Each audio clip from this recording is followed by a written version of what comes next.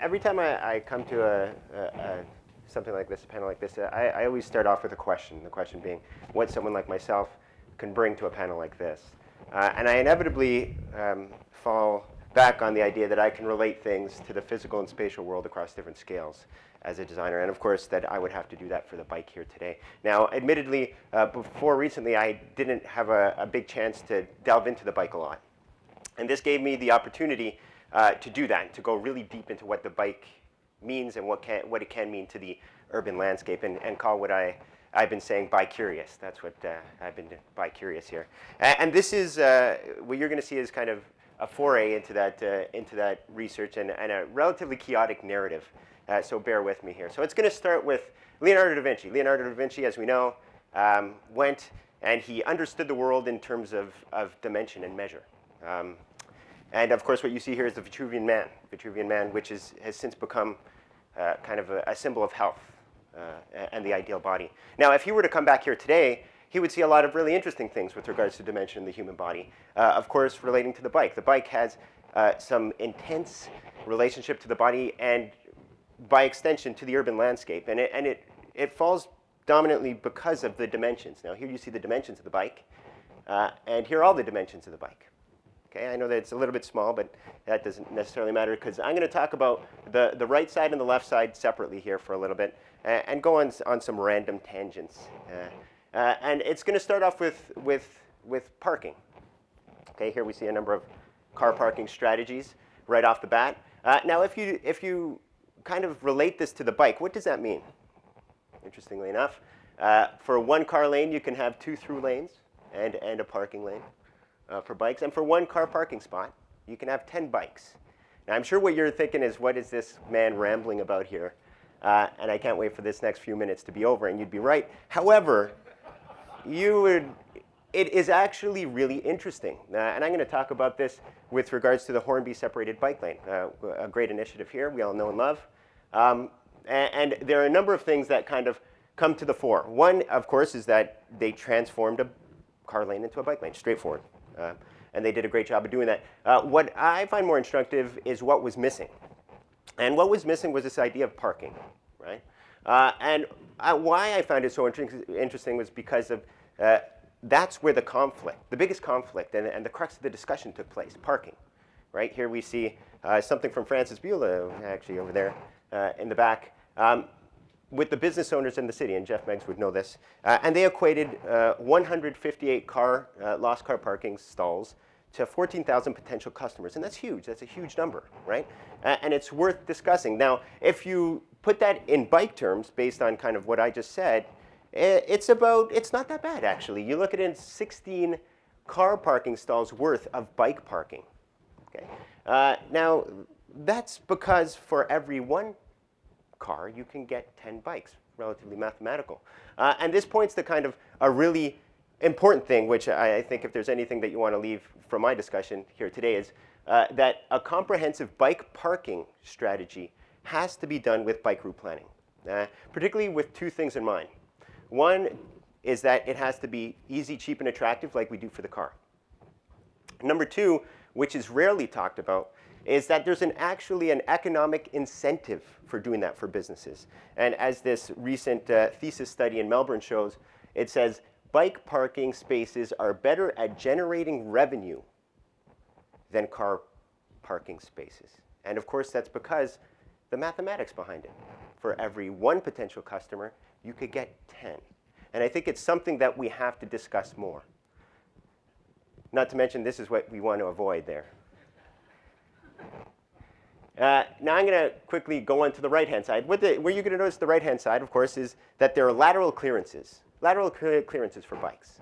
And this obviously seems straightforward, but unfortunately, this isn't always the case, right? Here we have another great initiative, the Bike Superhighway, London, England. And every biker in here should be cringing at this picture. I know I was. Because this is a route made for linear travel, but you are on a curve. This is an accident waiting to happen. And of course, it's not helped by what I call the pole of death right there in the center. That really is not improving anything, okay? And this points to something, again, principle number 2, dimensions matter. We can't take any shortcuts. When we're designing these things, there was already discussion of safety. This is a huge issue. We have to understand the dimensions. Now, I've been talking about things as dominantly static, right? This isn't the case. Bikes move through space and time. We all know this. This is going to be slightly meandering for the next few minutes, but bear with me. It'll lead somewhere, I promise. And it's going to start with two studies, one done by the European Commission, upper left, another one done Metro Vancouver, lower right. And if you look at this, some really interesting relationships form, particularly around this 4-kilometer distance. So around 4 kilometers, that's where bicycles travel faster than any other mode. 4 kilometers. Locally, that accounts for 70% of bicycle trips taken. Huge number, 70%. And of that 70%, 50%, so half of all the trips, are within the 2-kilometer distance. And this accounts for a 5-minute bicycle distance. So I'm going to ask you to keep that in your head. 5-minute bicycle distance, 50%, 2 kilometers. Because I'm going to take a short meander into bicycle routes, because you can't talk about trips without routes. Now, there are generally two schools of thought here. One being that you channelize it. The other one being that you create a distributed network. Now, if you do the research and do the geeky stuff, at the end of the day, you find that the distributed network wins out, because there's an inherent redundancy to it that prevents things like traffic jams, et cetera, from forming. Now, of course, what does this mean for the bike? Luckily, we don't have to think about it, because other people do the thinking for us. Locally, Megan Winters, U.B.C, doing some fantastic research on bikeability in the city. Amongst some of the interesting stuff that she found, one of the most interesting, I thought, was this idea that in order to increase bike mode share, you need a bike route network of approximately 500 meters apart. Looks kind of like that. Now, locally, that's huge. The implications are big. Here is the bicycle network. And there are the trip origins, where all the bike trips take place, starting. And if you look at it closely, all of those little blobs where the majority take place actually are in locations that approximate this 500-meter network. Now, the implications of this go beyond Vancouver. They go regional. Now, the reason why is because of the way we conceptualize cities. Right now, I'm sure a lot of you know the expression TOD, transit-oriented developments. This is the way we're thinking about cities, rightfully so. And it revolves around the pedestrian getting their amenities and services within a 5-minute walking distance. Okay? And this is being done, discussed with reference to past models. The past model that we know, of course, as well, is car-oriented development. And car-oriented development focuses on 5-minute driving distances. We don't know this, but we know this. It's actually ingrained in us. And that's Surrey, the city centers, and there's the 5-minute driving distance radius. Amazing how it relates. Amazing. But what's not being discussed is kind of this thing that's in between. And that's where I argue the future lies. And I'm going to call it bicycle-oriented development. And it revolves around the 5-minute biking distance. And if you recall, as I asked you to recall, hopefully you did, is that accounts for 50% of our bikes, of our bike trips. And it lies in the center, as you could see at the bottom scale, of these two extremes. And that's where its power lies. And once again, what are the implications of this? This is the way we view the city now. This is the way planners, designers, et cetera, look at the city. Transit-oriented development. Here are the SkyTrain stations. Here are the transit-oriented development nodes around each station. Internalize that for 1 second and look at the difference when you look at it in terms of bicycle-oriented development. Huge difference, right? More inclusive, wider range. Very, very different way of viewing the city and the region. And you would ask, of course, what happens within these BODs? Well, I think, bringing it back, that a good place to start would be to follow Megan's advice, Megan Winters out in U.B.C, and to say, you know what, we'd like to increase bike mode share within these nodes. And in order to do that, why not implement a 500-meter approximate network within? That would seem to make sense. Now, this would allow people to hop on transit as they navigated their bicycle-oriented development. Now, if Leonardo were to come back and view this wonderful presentation, I'm sure that the physical implications of living in a BOD would not elude him right there. You'd get the hot bod at the end of the day. and that ultimately he would bring that back to his Vitruvian model. Thank you very much. So where I'm going to start soon is from a few premises that I think were already covered well. That higher levels of bicycling for transportation are good for society and the environment. That in North America, people's fear of mixing with motor vehicles in traffic is perhaps the biggest barrier to achieving significantly higher levels of bicycling. And that designing a transportation system that provides for all modes will be necessary. And this will often require separate spaces for bicycles, perhaps at the expense of room for automobiles, and prioritizing bikes over cars in some places. And that's particularly true if we expect to get people other than 25 to 50-year-old men riding bicycles. And that's the typical demographic in North American cities of who is riding the most for transportation purposes. So in order to get, and I'm sure at lunch we're going to hear more about people who are 8 years old and 80-year-olds out riding bicycles in our neighborhoods for transportation purposes, we're going to have to think differently about how we design our streets and transportation. And designing that type of a system does take careful consideration. And what I will also argue is that doing so is going to improve the safety for everyone, both bicyclists, people on bicycles, and people driving cars. So I'm going to draw on the experience of Portland, Oregon, which has adopted its first major bicycle master plan back in 1996 and is often recognized as a leader in North America for bicycling. So to show you some numbers, what this graph is showing is from 1991 to the year 2010, the line, the green line, is showing the number of bicyclists that were counted going across the bridges into downtown Portland, so major bike routes. And the blue bars are showing you the miles of bikeways built throughout the city of Portland. And you can see a direct relationship there.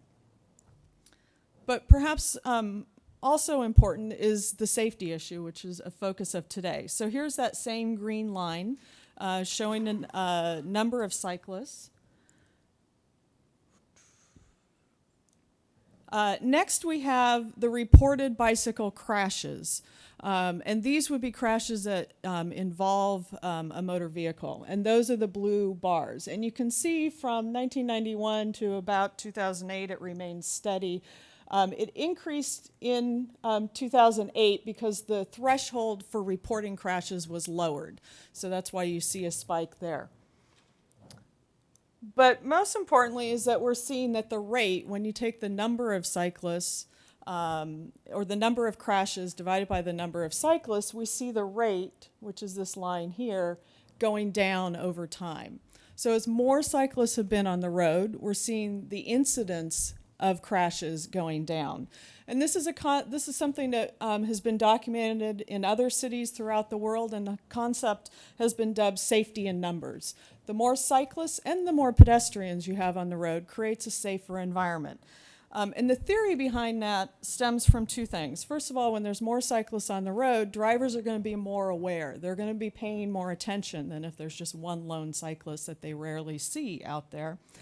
And then also that more people who are drivers are also cyclists themselves. So they are paying more attention because of that experience, or they know people who bicycle regularly, and that's going to affect their driving behavior. So how has Portland been doing this in terms of increasing cycling rates? We started out implementing sort of the typical type of infrastructure, striped bike lanes, separate paths throughout the city. We've supplemented that with things like bicycle detection and on-street bike parking. So throughout the city in the past few years, they've been taking out car parking and replacing it with on-street bike corrals. There's actually a waiting list of businesses who are requesting these bike parking features, in addition to providing access for customers, as what was just talked about. It actually also increases the visibility of the storefront instead of having a large vehicle park there.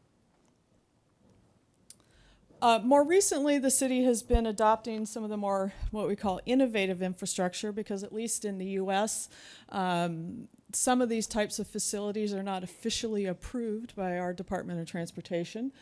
So we've implemented some buffered bike lanes, bike boxes, a cycle track, and bicycle boulevards. And I'm going to focus in on some of the research that we've been doing evaluating these, and particularly focusing on the reactions from motorists. So the bike boxes that were installed, about a dozen of these were installed in Portland a couple years ago, in reaction to 2 fatalities that we had within a month of each other, of large motor vehicles turning right across a bike lane and killing cyclists. So this right hook problem was to be addressed by these bike boxes. And you can see pictures of them. Most of them are painted green. A few of them were not painted green. That was part of the experiment to see how they worked. So how did they work?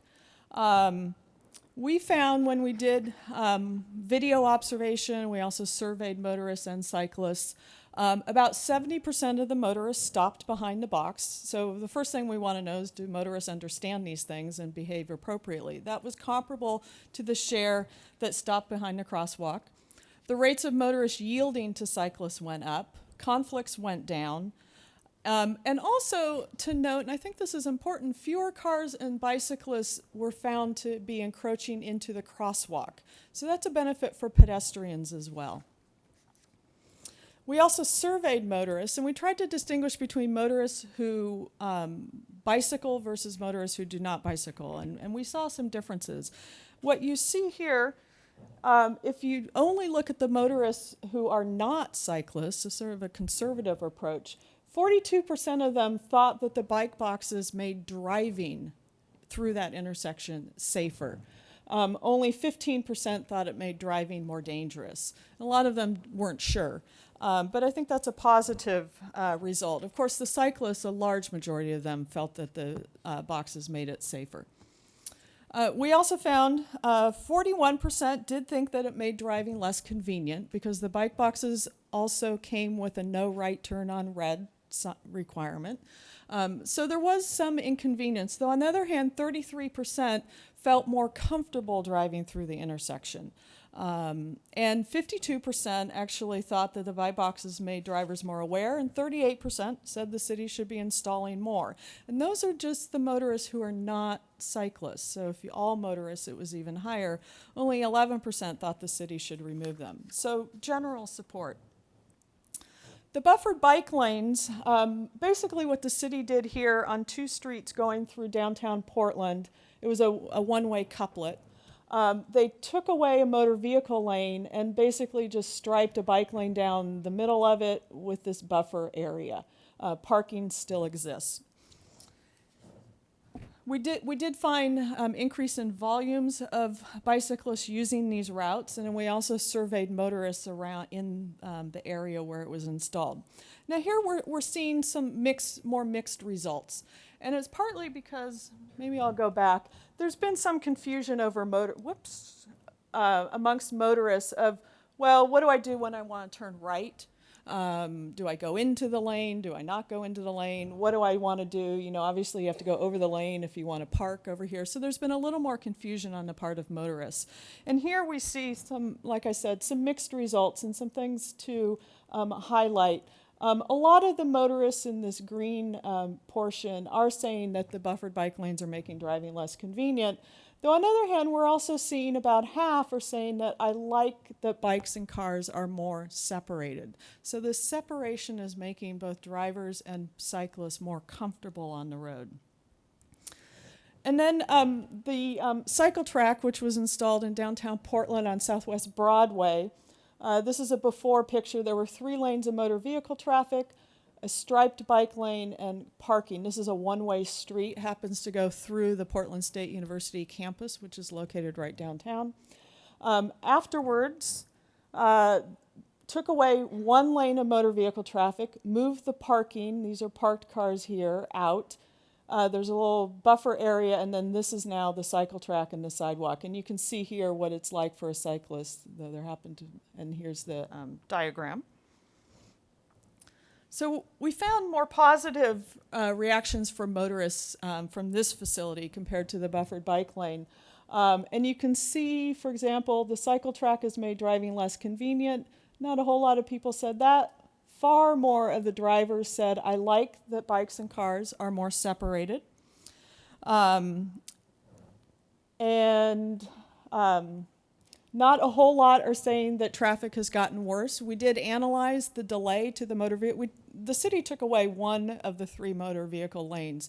We did analyze what that meant in terms of delay to traffic, and the street was still operating at a level of service A, which is very minimal delay.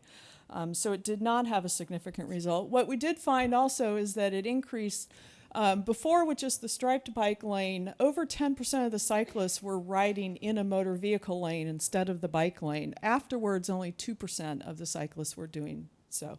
So it got more of the cyclists over into the lane and away from the motor vehicles. And then the third type of facility that the city has really been emphasizing is what the city had been calling bicycle boulevards. They are now calling neighborhood greenways. They started building these several years ago and are a very aggressive plan to build more. What these are is taking very low volume residential streets, usually less than 1,000 vehicles per day, going through basically older single family neighborhoods and grid sort of street network, and installing several different types of traffic calming features. Whoops, I keep pushing the wrong thing. So here you have one with, there's a speed hump here. This is a little traffic circle. Some of the newer designs are doing things like limiting so cars can exit one way on the street, but they can't enter the street here. Other things to slow down traffic. The whole idea is to reduce the speed of the motor vehicles and the volume of the motor vehicles. And again, these are residential streets. Unless you live on that street or going to visit someone on that street, there's really no reason you have to drive on it. And often these are parallel to a busier street. So the city has been pretty aggressive at installing these. They started with about 30 miles of these a few years ago and have been installing about 15 miles a year. And it's a big part of their program. What we found when we researched this and we put GPS units on about 160 bicyclists and found out where they rode, we found that cyclists were going out of their way, significant amounts out of their way, to use these types of facilities. And in terms of priorities of how much preference our cyclists are showing for the different types of facilities, they were going farthest out of their way to use a separate bike path. Second, they were diverting to these types of facilities, and sort of the third preference was just a striped bike lane. So these are really working well. We're also seeing some evidence that it may be increasing property values for the homeowners along the street. One key thing about the bicycle boulevards is that a key objective is to reduce speed, and the City of Portland has really emphasized reducing motor vehicle speeds, and for not just safety of cyclists, but pedestrians and the motorists as well.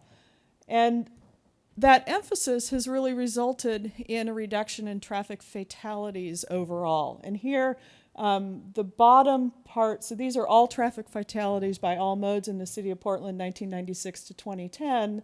And you see, in general, a decline over that time period. You're also seeing the bottom part of this, the darker blue, is motorist fatalities. And that idea of reducing speeds on the streets, yes, it's going to maybe make your trip a few seconds longer, but it's going to do a lot in terms of safety and livability in the city. So with that, I'll leave you with some contact information, my website and the website of a couple of the institutes we have at Portland State University where you can find more results and information about this research. Thank you. Well, good morning, ladies and gentlemen. My name is Darryl Young, and I would like to thank the Canadian Automobile Association for allowing me the opportunity to speak here today. I'm an urban planner from Toronto, and I'm very pleased to represent the Toronto Coalition for Active Transportation. The Toronto Coalition for Active Transportation, known locally as TCAT, is a project of the Clean Air Partnership. TCAT was formed in 2006 with the motivation for a vision of Toronto that supports safe, convenient, and enjoyable walking and cycling conditions. TCAT conducts research and policy analysis, organizes public events, and collaborates with city staff and councillors to identify practical and doable actions that will improve active transportation in Toronto. And here are just some of the examples of recent active transportation reports and the logo of our annual Complete Streets Forum. TCAT is embarking on an initiative for complete streets in Canada. Here's a typical arterial road in suburban Toronto, which can be described as the status quo. So here's a question.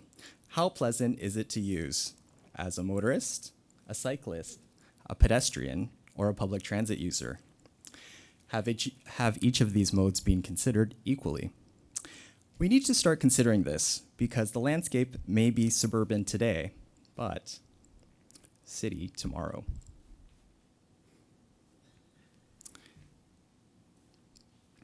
And this is where complete streets come into the picture. It is based on the simple concept that streets are for everyone. Complete streets are designed and operated to enable safe access for all users. This includes pedestrians, cyclists, motorists, and transit riders. All ages and abilities must be able to safely move and cross complete streets.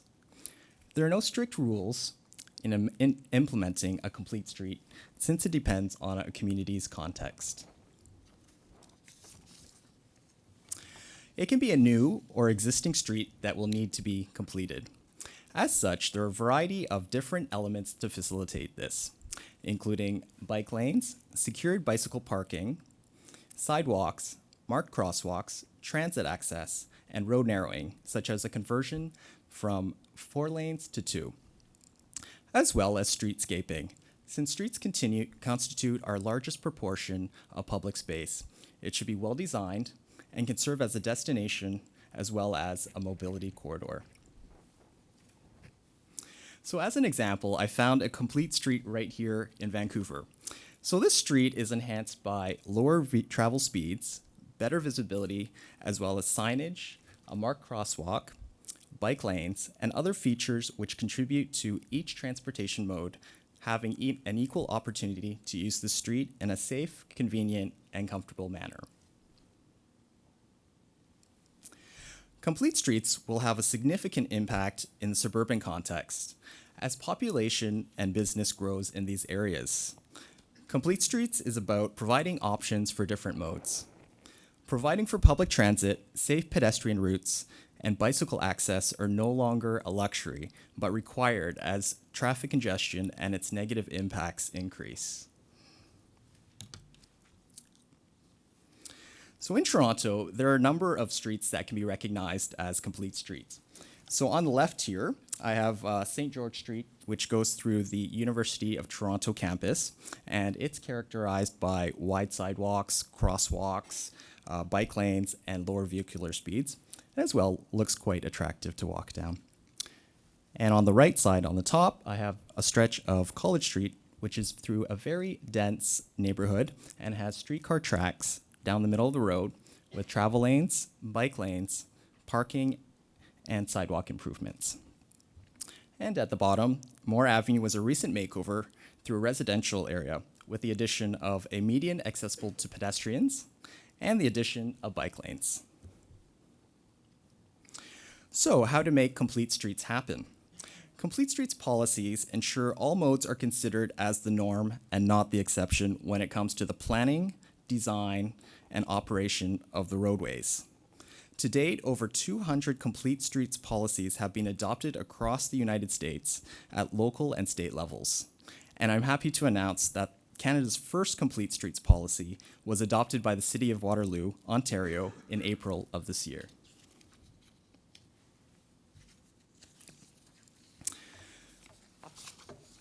Now on to the benefits.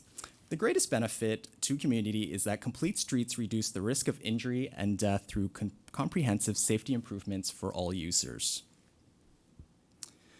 Complete streets often cost the same or less than those that are traditionally planned.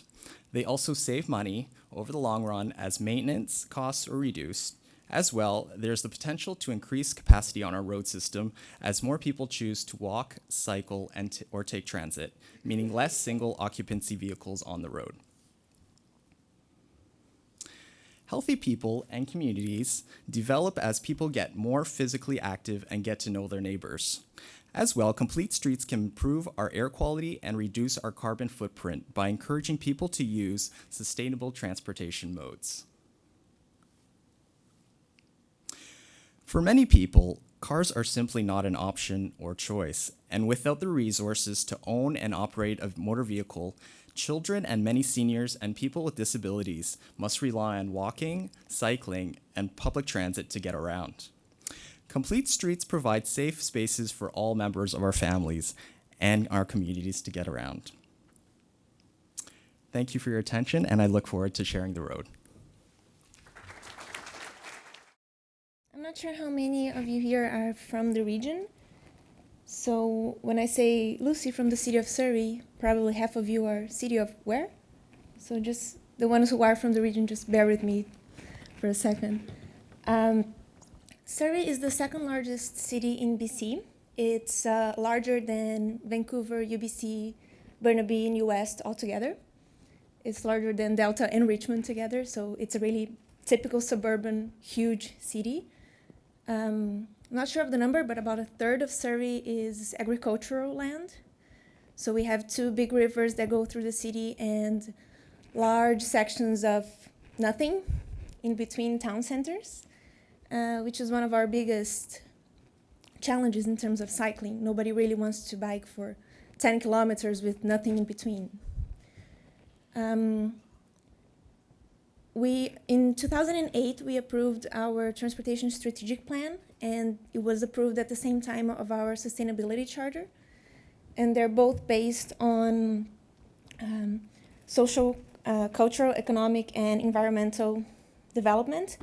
And the strategic plan is not a very big document. It's more based on actions and daughter plans. So from 2008, we started doing the daughter plans and the early actions from the plan. So we started our Safe and Active Schools program.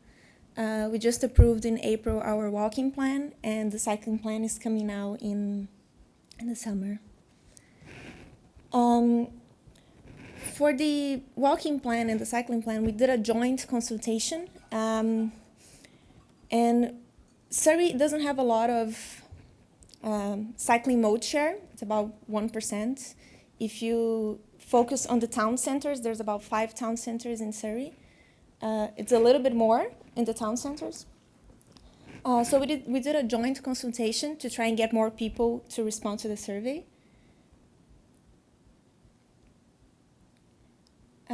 And from the cycling plan, we have also a lot of actions for change. Again, we had a cycling plan, was called the Bicycle Blueprint from 1994. It's like a 200-page document. And it's one of those documents that you look at it and you go, oh, awesome, a bike plan. What do we do now? Right? It has a lot of information, and it was good so that we could start something. That's when we started building our first bike lanes. And what we call greenways on our plan are the multi-use pathways, separated pathways. So that's when we started building them. And it's a slow pace when you think of the big picture. We have about 200 kilometers of bike lanes in Surrey, about 75 kilometers of multi-use pathways. But that's when we started. But that plan was in desperate need of some update.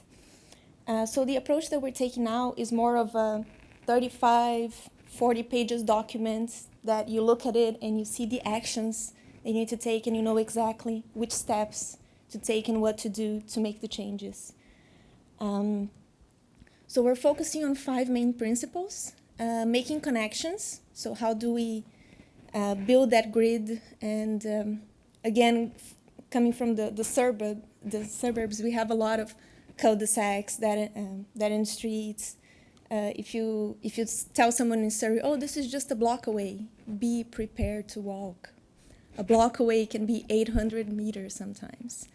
So building that grid, not just for bikes, but for cars, the whole infrastructure needs a lot of reworking and redevelopment so that we can build those connections. End-of-trip facilities. I can't remember who, I think it was Erick that showed the SkyTrain map. Surrey has 4 stations, and they are, I think the map didn't even show the whole Surrey on the map because they're really focused on a little bit of Surrey. So those end-of-trip facilities and connecting to transit is something we're trying to work on. Nowadays, you can't put your bike on the SkyTrain on peak hours and peak directions. So a lot of people don't bike in Surrey because they would need the bike on the other end of the trip and they can't take the bike with them. And there are not a lot of bike parking close to the stations and close to the bus exchanges. Signage and maintenance. Maintenance is a biggie for us because there are not that many cyclists. A lot of our bike lanes are full of debris and the traffic doesn't flow there, so a lot of the debris piles up there. In the wintertime, it's a little bit worse than that. Making sure it's safe, which is, I think, the focus here. How do we educate cyclists and drivers, and how do we build infrastructure so that everybody feels safe? And also a cultural change to make cycling something normal. In Surrey, still when you're on the bus, when you're driving and you see a cyclist, or when you're biking, a lot of the cyclists actually say hi to each other because you see, oh, a cyclist, look, in Surrey, awesome. Something we started last year was that our cycling funding was $500,000 a year, and we changed that to $2 million a year, which is a big deal. So with that, we changed all the signage in the city. Again, bike signage was something that when you came across, you actually noticed, like, oh, look, a bike road sign. We do have them. So last year, we changed all of them because they were done throughout the year since 1994. There were different standards and different signs, and people didn't really recognize them automatically. So we changed all the signs. So we put up 1,700 bike route signs and 374 share the road signs. And we did a new bike map just a few months ago. And on the back of the map, we used to have a lot of information about parks and recreational cycling. And this is something we changed on this new edition of the map as well. We thought it was a good opportunity to educate people on cycling signage and infrastructure. So we removed all the park information because parks has a lot of brochures all over the place already. And we put this information with the different types of signs so that people know what they represent when they see them, and the different types of pavement markings and all the different types of infrastructure.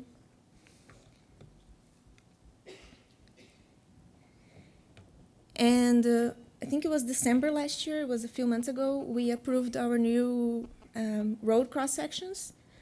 So we increased the dedication for our arterial roads and collector roads. And the actual travel lanes, the space for the cars, didn't change. What we increased was the bike lane from 1.5 to 1.8. They used to be only for arterial roads. Collector roads, we would put them when we could, and now they are also on our design criteria. And we also increased the boulevard and the sidewalk. It used to be, again, 1.5, and now it's 1.8. And the boulevard, it was, I think, 2.5, and now it's 3.2. So the whole space is now increased. But again, the travel lanes are still the same. And this is something I pointed out briefly earlier and I just wanted to show. This is downtown Surrey and downtown Vancouver. And yes, they are on the same scale. But one of the difficulties we have for bicycle infrastructure is that most of it is on the road, but we don't have that many roads. We have, I don't want to say none, but we have, I think, very few one-way streets in Surrey. So whenever you put in bicycle infrastructure, you need to put on both sides. You can't put just one, and on the other street you put another one. So on our new neighborhood plans and our Surrey city plan, one of the things we're trying to really emphasize and go after is a grid network, so that we can put the infrastructure there for cars and bikes and pedestrians whenever we do get the chance to redevelop. I'm very pleased to be here today, and I want to acknowledge the presence in the room of some of our city engineering staff like Dill, Bracewell, and Scott Edwardson, and many of our cycling advocates, and Charles Gauthier from the downtown BIA. They've all been players in the drama that's been unfolding here, and I'm standing on all of their shoulders. But what I did that they didn't do was stand for office so that I could be accountable for all of this, and it's been quite an experience, unforgettable, and very aligned with the polling results. So what I wanted to do today is the slides are going to show you what has been happening in Vancouver, but what I'll be talking about is the story as I wish we had explained it, mostly as I had explained it, so that in retrospect we can see that there was an opportunity missed to a degree to indicate to drivers why we were doing these things, that it wasn't a social engineering experiment or some countercultural fit we were having, that it would actually integrate it into a sensible transportation policy in the future of our city. So I broke this down 2 or 3 ways and kept changing the titles around, but you know, the first question I thought we should have asked and didn't is why are we doing it? Why are we putting in cycling infrastructure? And the answers that I'll keep giving are we wanted to increase choice, increase safety, and increase the sustainability and efficiency of our transportation system. Those are benefits for everybody, not just people who ride bicycles. Where are we doing it? We weren't clear enough about that in retrospect. I certainly wasn't at the political level, but we were doing it and are now doing it very systematically where we can see it will improve mode share, which is important, connectivity, and be safer. So we needed to find ways to explain to people why it was happening on their street and not the one over where there was, you know, small businesses who were welcome to go to the wall if that's what the city wanted them to do, but the business right here didn't want to do that, thanks. Then how are we achieving those gains? And as all of the other speakers have indicated, in many cases it requires separated infrastructure. And so I wound up having to kind of retrofit the discussion to the realities of the city of Vancouver's evolution. And I'm just going to run through with you how it happened. And I want to say that although we are very proud of what we've achieved, we don't by any means say that the city of Vancouver is the cutting edge or at the far outside margins of cycling development. I think there are some useful lessons here, but every other city, and Luci's laid out some in Surrey, is going to have a different set of realities and a different set of experiences. So we'll just quickly go through what happened here. So in 1990, and this has been a reality in Vancouver on a bipartisan basis, we have a party system municipally, but both parties have generally agreed cycling was a good thing and they wanted to increase it.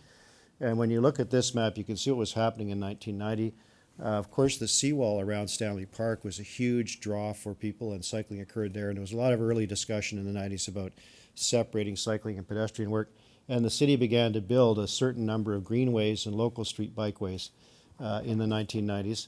And you can see, I can't quite point to it, but the little bar across the water there on Falls Creek is Burrard Bridge, and it's a critical player in the future. It was decided right at the beginning that Burrard Bridge would be the major pedestrian and cycling crossing of Falls Creek.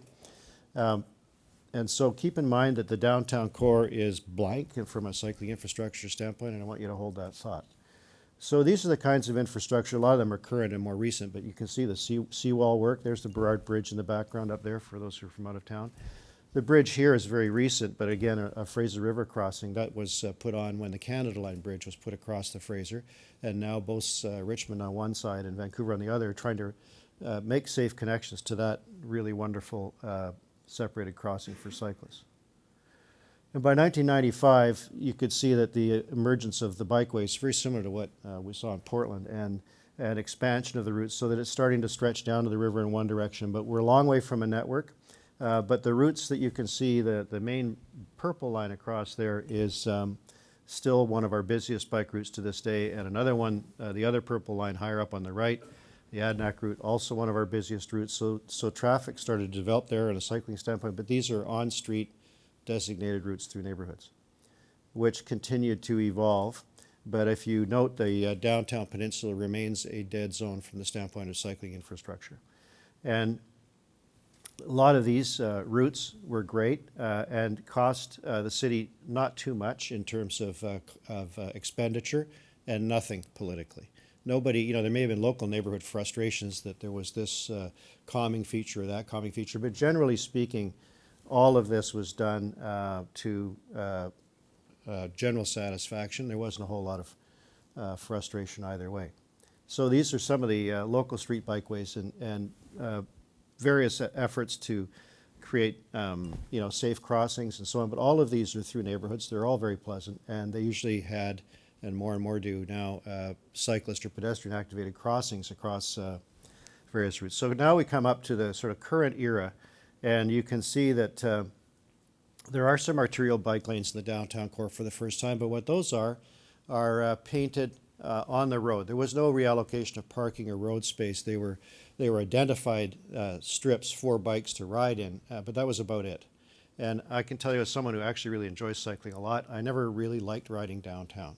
And I'm in that demographic of people who will sort of tough it out regardless, or I was till a few years ago when I got too old for that demographic. But I didn't. I never enjoyed it, even for a shopping trip. And I was by this time commuting to Boundary Road every day on major thoroughfares, but I didn't like going downtown. Now the crux of the city's problem turned out to be we had all of this stuff going on, sharrows and bike lanes and so on, and we were not growing bike share the way we needed to. So just to recap quickly, and I know we're short for time, so I'll try to get through it. But the city of Vancouver made one epochal decision in its past, which was not to have freeways downtown. And as a result of that decision, and then the transportation plan that followed, the city was able to, in the last 10 years, reduce the number of car trips downtown by about 20%, while the number of people coming downtown went up 25%. And during the Olympics, we saw that in spades, where we made a further massive shift. 30% of the people coming out of their cars, but a 40% further lift, people coming down. Big mode shift during the Olympics, which was unprecedented and really forced people to think differently. So what you can see here is that the bicycle mode share, the darkest squares are where the mode share is the highest. And although I totally buy and agree with those who say that these 5-kilometer spontaneous trips nearby are critical, we were not growing the number of people who were cycling downtown at all. And some of our lowest bicycle mode share was in the downtown peninsula, even though that's the destination for a huge share of our trips. And we had good bicycle mode share, but not fantastic. It was like in the 8 to 10% range in Kitsilano, which is the dark brown on the right, and over on Commercial Drive, on the left, and then in Commercial Drive on the right. So we had generated a kind of a deadlock, and the main bicycle crossing of the of False Creek, which was Burrard Bridge, had some of the lowest ridership on either side in the entire city. And this had been a bone of contention politically for about 10 years. It was crystal clear that people did not like riding their bicycle over the Burrard Bridge, even though we wanted them to do that. And the reason they didn't want to do it, and this was sort of a quietly discussed thing at City Hall, is because it was bloody dangerous and there were liability cases to prove it. So there was, again, a decision that there needed to be a dramatic improvement there. And I'm emphasizing the Burrard Bridge because the story became quite well understood. In the 90s, the council of the day decided to put bike lanes on the Burrard Bridge. They didn't really do a lot of groundwork and preparation. There was a firestorm of protests. The mayor called it off after about 4 days. And so it was considered, by this time, it was considered understood and known history of the city that you could not put bike lanes on Burrard Bridge. And council did everything to try to find some way to avoid traffic reallocation. But Gregor Robertson won the election, and we had two issues. One is we needed to fix the Burrard Bridge from a liability standpoint. I mean, that was just that basic. And we needed to have mode share grow, and that was the bridge. So those three story elements convenience, mode share, all that stuff were in place for the Burrard Bridge. And I think the public had a pretty good understanding. I'm not going to spend too long on this, but others have dealt with this. This is the fact, if people don't feel safe, they won't ride, and that research was coming back again to be validated. So the conclusion, which everybody has come to, is that separated facilities feel safer, and that's what you require it to grow bicycle mode share. And so, you know, this is, again, I think, common sense, commonplace knowledge right across the world. It doesn't mean that all bicycle infrastructure has to be separated lanes, but you need to have some if you're going to get the mode share to grow. So the new council, elected in 2008 with Gregor there, had promised to do a trial again of bicycle separated lanes on the Burrard Bridge. And the bridge is only, I stand to be corrected, it's less than a kilometer, obviously, from one side to the other. It's probably about half of that. And what was decided ultimately after a lot of toing and froing and a lot of focus from the public was that one side of the bridge would, there was no way you could carve out a single lane and divide it in half and get safe lanes. So what they did was, engineering recommended we put in one full lane on one side, and then the sidewalk on the other side was allocated to cyclists, and all the pedestrians cross on one side of the bridge no matter which direction they're going in. Not optimum, but it was the compromise that was worked through. And the day that the trial began, we called it a trial. It was like watching a moonshot or something. There were satellite trucks at each end of the bridge, the saturation media coverage. And I think it's very important to keep in mind two conclusions, at least I always keep them in mind, about cars and so on. There's a lot of things that we do as elected officials at council where no one comes to us and says that they really know how it should have been done and are going to criticize us because it's complex. You know, where do sewers go? What should be the, you know, the rating of the new bond issue or any of that stuff? But this is something people feel they understand because they live it every day. So what people believe they understand traffic, and they want to discuss turn radiuses with me, this timing of traffic signals, all of this nitty-gritty stuff. And they also have a strong sense of personal freedom and entitlement from driving or riding either way. And so those very strong personal feelings make this an extremely emotional issue and one that's perfect fodder for open line shows. But anyway, the Burrard Bridge worked really well. And about 3 hours after the trial began, all of the satellite trucks went home, and the headline was sort of, suddenly nothing happened. And ridership did climb across the bridge quite steadily. And so the mayor came back and said, well, the bridge is not far enough because we still haven't crossed the downtown core. And we then asked staff to make recommendations to go across the downtown core. And the next stage they brought forward, and the public didn't really mind this because this is the Dunsmuir Viaduct, the only chunk of the original freeway system that was actually built, had a lane on it that really was never needed. It had been, part of it had been allocated for construction. And so the next step, which brought the Burrard Bridge came in from the southwest, this came in from the east. This viaduct had this lane put on it, which happened without a whole lot of fuss and bother. And then we got down to brass tacks and started to extend along Dunsmuir westbound to meet whatever the engineering department recommended would come northbound from the Burrard Bridge. And so the Dunsmuir lane was a significantly more aggressive approach for us, but you see that Portland's done, all other cities have done this routinely, but it was new here, and designed a much more sophisticated piece of infrastructure through the downtown core. Now, it looks great, and people said, well, it looks so great, you must be lying to us. You intend to leave it in. Otherwise, you would have made it look like hell. And part of the argument that we had to go through is saying, look, we're trying to improve the downtown core and make it good for business. We're not going to show you something that's hideous and ask you to approve it long term. So, you know, low maintenance plants and so on put in. It looked really good. And the Dunsmuir route produced a doubling of bicycle trips quite quickly during the summer. And some real frustration on the part of certain businesses, but generally speaking, it went okay.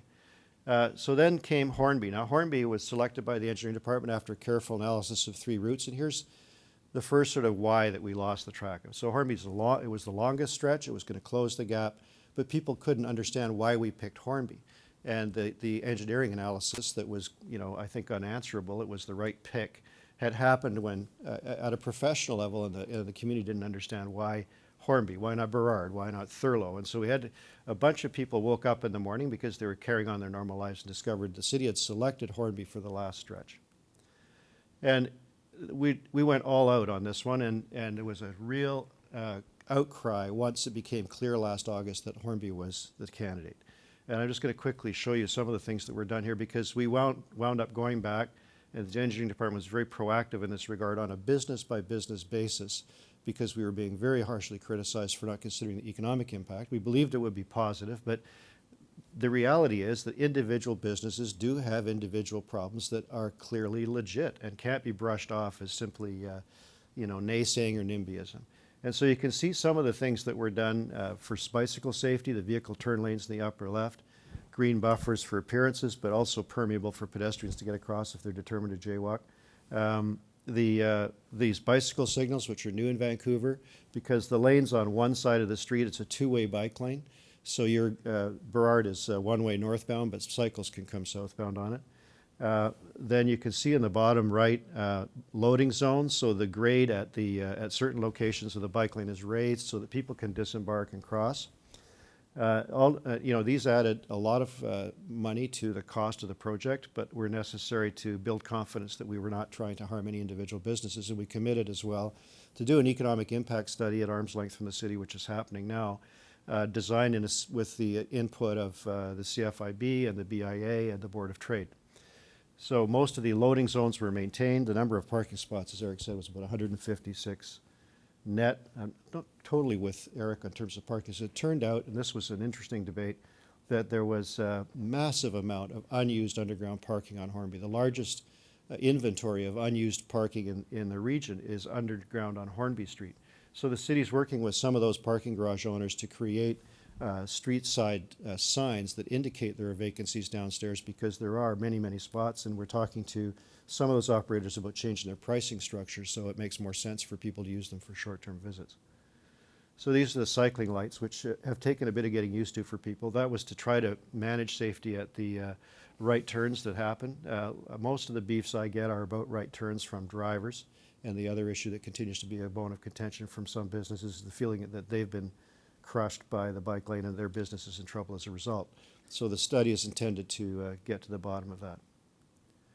But what I would just like to say as I get to the end of these this intersection control and many of the features that were put in, is that we, I think, needed to do a better job of coming back to the public and saying there, just as was the case with the Burrard Bridge, we're standing on a lot of history there where people understood that was supposed to be the bike crossing. We'd tried everything and it didn't work.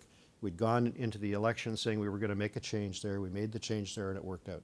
What they weren't ready for was a discussion about transportation, mode share, and cycling as a contributor to the choices, economic development, and transportation needs of the entire city and region. And I don't think you can be successful if you don't situate it in that context, so that everybody, the driver who may want to take a bike trip at the end, or the transit rider who may want to walk and cycle, sees that there's a potential win here for them. So that's it in a quick nutshell, and thank you so much for your attention.